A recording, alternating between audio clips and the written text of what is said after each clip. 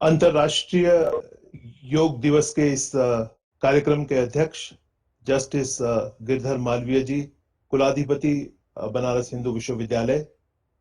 आज के कार्यक्रम के मुख्य अतिथि श्रद्धेय डॉक्टर डीपी सिंह जी, अध्यक्ष विश्वविद्यालय अनुदान आयोग।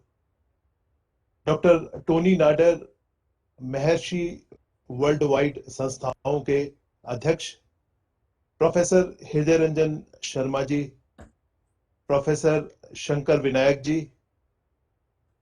नीदरलैंड में महर्षि विश्वविद्यालय के अध्यक्ष राजा लुइस जी। इस कार्यक्रम के सूत्रधार प्रोफेसर उपेंद्र त्रिपाठी जी, कार्यक्रम से जुड़े हुए सभी विद्वजन और देश विदेश में योग दिवस के इस कार्यक्रम में प्रतिभाग कर रहे मेरे भाई बहनों, आज सर्वप्रथम मैं आपको अंतर्राष्ट्रीय योग दिवस की बधाई देता हूं, आप सबको प्रणाम करता हूं। और मैं यहाँ पे भारत सरकार के माननीय शिक्षा मंत्री डॉक्टर रमेश पोखरियाल निशंक जी का संदेश लेकर आप सबके बीच उपस्थित हूं। जैसा कि आपको ज्ञात होगा, पोस्ट कोविड कॉम्प्लिकेशंस के चलते माननीय निशंक जी इस समय अखिल भारतीय आयुर्विज्ञान संस्थान में उपचाराधीन है। और उनका मन था कि ये लंबे समय से इस कार्यक्रम की योजना थी और वो इस कार्यक्रम में शामिल होना चाहते थे। तो मुझे आदेश उन्होंने दिया कि मैं इस कार्यक्रम में उनकी भावनाओं को आप तक पहुंचाऊं। मैं डॉक्टर निशंक का संदेश आप सबके सम्मुख रखूंगा। सभी मंचासीन अतिथियों को प्रणाम। सर्वप्रथम आप सबको विश्व योग दिवस की बधाई देना चाहता हूं। योग दिवस विश्व इतिहास की एक ऐतिहासिक घटना है। प्रधानमंत्री नरेंद्र मोदी जी की इस अंतर्राष्ट्रीय मुहिम में 192 देशों का शामिल होना हमारे लिए अत्यंत हर्ष और गर्व की बात है। आज जब हम योग दिवस का एक कार्यक्रम मना रहे हैं तो मुझे 4 वर्ष पूर्व यूक्रेन कीव का अपना योग दिवस का कार्यक्रम याद आता है, जब लोग भारी बारिश के होते हुए हजारों लोग योग करने के लिए वहां पर एकत्रित थे। योग दिवस हो चाहे आज का कार्यक्रम हो, हमारा मूल उद्देश्य ज्ञान की गंगा को संपूर्ण मानवता की भलाई के लिए प्रवाहित करना है। अंतर्राष्ट्रीय योग दिवस का विचार, जैसा आप सबको पता है, भारत के वर्तमान प्रधानमंत्री श्री नरेंद्र मोदी जी द्वारा 27 सितंबर 2014 को संयुक्त राष्ट्र महासभा में अपने भाषण के दौरान दिया गया था। उन्होंने कहा था, और मैं इसे उद्धृत करता हूं, योग भारत की प्राचीन परंपरा की अमूल्य देन है। योग मन और शरीर की एकता का प्रतीक है। विचार और क्रिया, संयम और पूर्ति, मनुष्य और प्रकृति के बीच सामंजस्य, स्वास्थ्य और कल्याण के लिए एक समग्र दृष्टिकोण है। योग व्यायाम नहीं है, बल्कि अपने आप को दुनिया और प्रकृति के साथ एकता की भावना को खोजने के लिए है। अपनी जीवन शैली को बदलकर चेतना पैदा कर यह मानवता की भलाई में मदद करता है। आइए हम सब अंतर्राष्ट्रीय योग दिवस को अपनाने की दिशा में काम करें। और जैसा कि मैंने पूर्व में बताया कि 192 से अधिक देश आज इस मुहिम से जुड़ चुके हैं। अध्यक्ष जी, आदरणीय महानुभाव, मैं देवभूमि हिमालय से आता हूं। यह वह सौभाग्यशाली स्थान है जहां वेदों का जन्म हुआ था, इसे जाना गया और जहां से इसे संपूर्ण विश्व में मानव कल्याण के लिए प्रचारित और प्रसारित किया गया। चाहे संपूर्ण भारत के धार्मिक पुनर्जागरण की बात हो, और इस पुनर्जागरण के माध्यम से भारत को एकता के सूत्र में जोड़ने वाले शंकराचार्य जी की बात हो, स्वामी विवेकानंद जी हो, महर्षि अरविंद हो, सबने हिमालय से असीम ऊर्जा को प्राप्त किया। हमारे बीच महर्षि संस्थान के डॉक्टर टोनी नाडर यहां पर बैठे हैं। महर्षि महेश योगी ने भी इसी हिमालय की धरती से अलौकिक ज्ञान की प्राप्ति की। आज जैसा कि आपको पता है कि विभिन्न कारणों से मानवता संकट में है।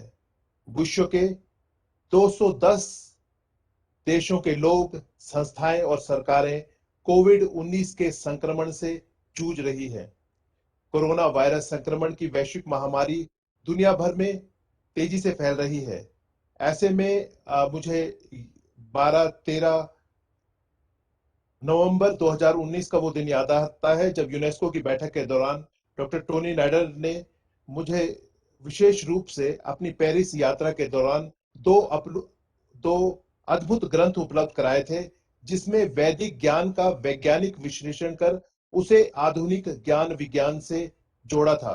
मुझे लगता है संक्रमण काल की इस संकट में मानवता की रक्षा के लिए इसी प्रकार के प्रयासों की अधिक आवश्यकता है, जहां पर हम निरंतर शोध, नवाचार के माध्यम से शाश्वत वैदिक ज्ञान की सरिता से मानवता की रक्षा और कल्याण कर सकें। अध्यक्ष महोदय, वेद बुनियादी और पूर्ण ज्ञान है। वेद मानव जाति का सबसे बुनियादी ज्ञान है और मेरा यह मानना है कि वेद से प्रभावित हो रही ज्ञान गंगा से ही किसी भी समाज, किसी भी राष्ट्र का कल्याण सुनिश्चित हो सकता है। वेद, जैसा कि आप सभी जानते हैं, इसका अर्थ ज्ञान है, समग्र ज्ञान। भूत, भविष्य एवं वर्तमान की लौकिक, अलौकिक और भौतिक, अभौतिक पक्ष का आदि स्रोत, उसके बारे में अगर आपको जानना हो तो सबका मूल स्रोत वेद है। भारतीय ज्ञान के धरातल में उद्भूत सभी शास्त्रों एवं विचारों का आदि स्रोत वेद है। भारतीय मानस सनातन रूप से ज्ञान का उपासक रहा है। ज्ञान के संवाहक ज्ञानी जनों को भारत भूमि में आदिकाल से ही सर्वाधिक सम्मान देते हुए उनकी पूजा की गई है और कई स्थलों पे वेद को भगवान का प्रतिरूप भी माना गया है। ज्ञान के धरातल पर परखे बिना भारत भूमि में कोई भी व्यक्ति एवं विचार स्थिर नहीं रह सकता। इतिहास इस बात का साक्षी है। वेद भारतीय ज्ञान के उत्स यानी कि मुख्य स्रोत माने गए हैं। मनु ने भी कहा है, भूतम भव्यम भविष्यम च सर्वम वेदात प्रसिद्ध्यति। अर्थात वेद वह विज्ञान है, वह ज्ञान है जिससे भूत, भविष्य और वर्तमान के लौकिक, अलौकिक एवं भौतिक, अभौतिक पक्षों को ठीक प्रकार से समझा हुआ जाना जा सकता है। वेद देखा जाए तो हमारी संस्कृति की आधारशिला है, वह संस्कृति जो हम सबको एकता के सूत्र में बांधती है और हमारी विशिष्ट पहचान है। भारतीय चिंतन धारा के अनुरूप सभी शास्त्रों का मूल आधार एवं मार्गदर्शक के रूप में वेद हमें एकता, समरसता, सहयोग, भाईचारा, अहिंसा, त्याग, विनम्रता, समानता जैसे मानवीय मूल्यों को अपनाकर जीवन में आगे बढ़ने की प्रेरणा देता है। आज मनुष्य तन मन की व्याधियों से जूझ रहा है। ऐसे में हमारा शाश्वत ज्ञान, हमारी परंपराएं, हमारे विचार एवं संस्कार ही बचाव का रास्ता है। विचार से ही हम बड़ी से बड़ी लड़ाई जीत सकते हैं और आज इन्हीं विचारों से हमें अपनी चुनौतियों पर विजय हासिल करनी है। भारत की नई शिक्षा प्रणाली पिछले वर्ष ही आई है और इस शिक्षा प्रणाली में हमने इस बात का विशेष ध्यान रखा है कि सार्वभौमिक मानवीय मूल्यों को इसमें समाहित किया जाए। संपूर्ण विश्व आज विज्ञान और प्रौद्योगिकी से अर्थ अर्जन करने में व्यस्त है। इसीलिए वैज्ञानिक आविष्कार किए जा रहे हैं। इससे शांति संभव नहीं है, इससे समृद्धि संभव नहीं है। किसी भी व्यक्ति एवं राष्ट्र की उन्नति के लिए अर्थ आवश्यक है, परंतु उस अर्थ का क्या लाभ जिसमें अनर्थ सुनिश्चित है। त्याग पूर्वक अर्थार्जन ही विश्व शांति एवं कल्याण में सहायक हो सकता है। तभी तो यजुर्वेद में कहा गया है, तेन त्यक्तेन भुंजिता मां कृतकस्वदम धनम। अर्थात इस पृथ्वी के हर पदार्थ का उपभोग करो, परंतु इस दृष्टि से नहीं कि यह मात्र हमारे लिए है, अपितु यह सोचकर कि इस पर सबका अधिकार है। त्याग पूर्वक हमें इस पृथ्वी के संसाधनों का उपभोग करना चाहिए। जब तक यह भाव मानव में नहीं आएगा, तब तक कृणवंतो विश्वमार्यम, विश्व को श्रेष्ठ बनाते चलो, वसुधैव कुटुंबकम, वसुधा एक परिवार है, यत्र विश्वम भवत्येक नीडम, जहां विश्व एक घोंसले में रहता है, एवं सर्वे भवन्तु सुखिना, सर्वे भवन्तु निरामया की परिकल्पना करना बिल्कुल व्यर्थ होगा। पृथ्वी हमारा भरण पोषण नहीं करती, यह हमारी माँ है और हम इसके पुत्र हैं। माता भूमि पुत्रो हम पृथ्व्या, अर्थात पृथ्वी मेरी माता है और मैं पृथ्वी का पुत्र हूं।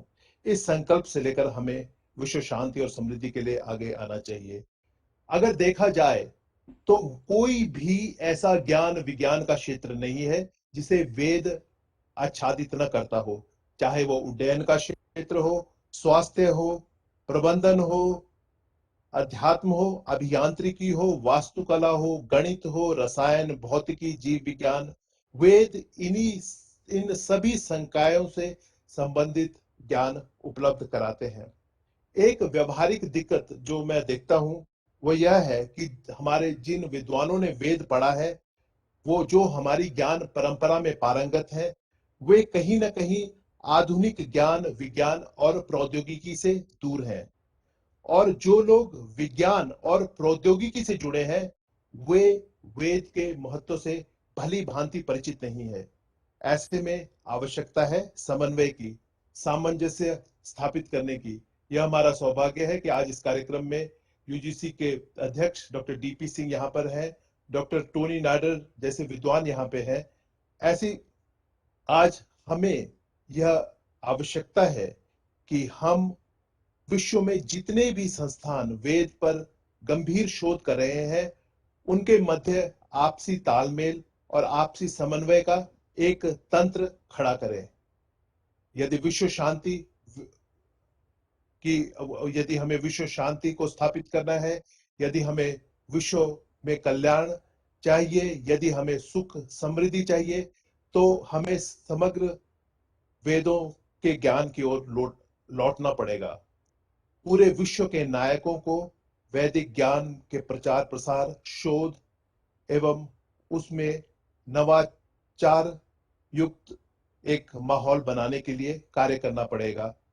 तभी यह संकल्प सिद्ध हो सकता है। सर्वे भवन्तु सुखिना, सर्वे सन्तु निरामया, सर्वे भद्राणि पश्यन्तु, मां कश्चित् दुख भाग भवेत्।